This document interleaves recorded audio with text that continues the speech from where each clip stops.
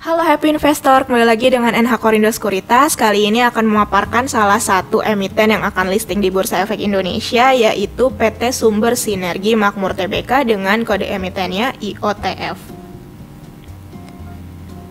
Kita lihat untuk profil dari perusahaan ini. Perseroan bergerak dalam bidang penjualan GPS pelacak kendaraan. Perseroan melayani penjualan perangkat keras, hardware, dan perangkat lunak software untuk produk Internet of Things, transportasi darat berupa GPS tracker atau GPS pelacak. Nah, konsumen perseroan mayoritasnya merupakan perusahaan logistik, rental, pembiayaan, korporasi, dan individu yang ingin memastikan posisi kendaraan selalu dalam keadaan yang terpantau dan tercatat dengan akurat aktivitasnya seperti pergi kemana saja, parkir di mana dan berapa lama, serta berapa jauh jarak tempuh yang dilalui.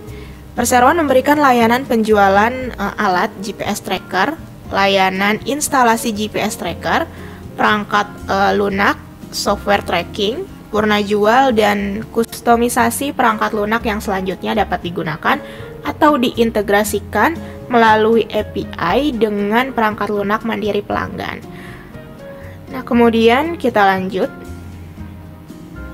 Untuk di sini bisa kita lihat produk-produk dari perseroan, contohnya ada Voxlogger 168. Ini merupakan fitur alat sebagai lacak posisi, sadap percakapan, dan lain sebagainya.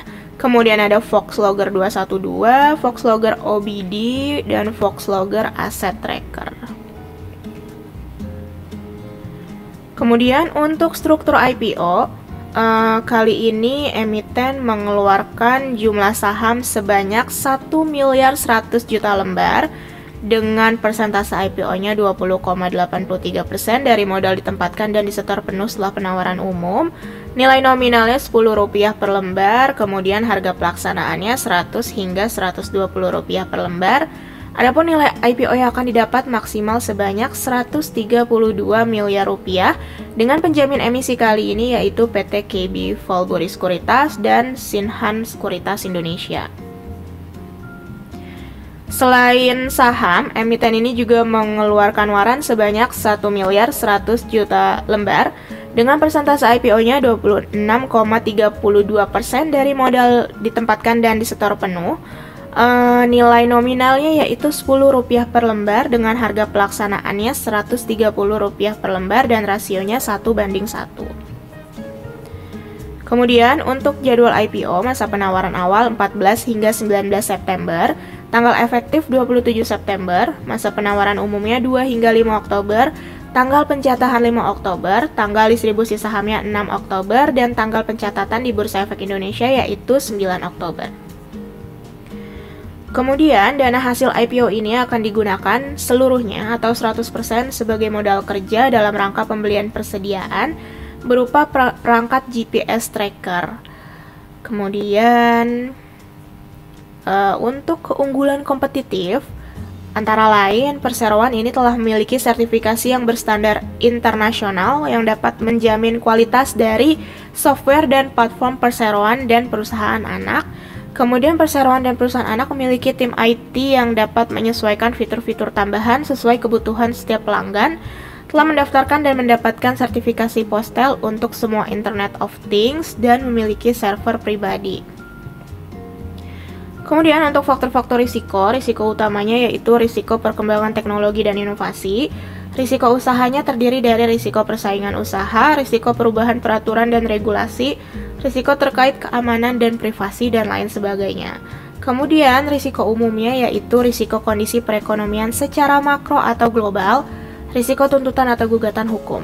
Adapun bagi investor sendiri, risiko yang patut diperhatikan antara lain risiko likuiditas saham, risiko harga saham yang dapat berfluktuasi, risiko kemampuan perseroan membayar dividen, kemudian risiko penjualan saham di masa depan yang dapat mempengaruhi harga pasar saham perseroan.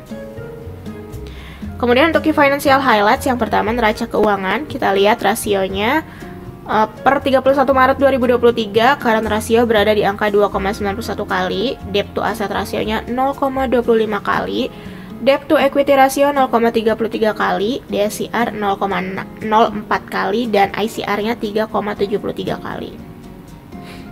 Kemudian, untuk key financial highlights yang kedua ada laporan laba rugi, yang mana GPM atau gross profit margin sebesar 25,87%, net profit marginnya 3,48%, return on asset sebesar 0,96%, return on equity-nya 1,27%, revenue-nya ini tumbuh 39,56%.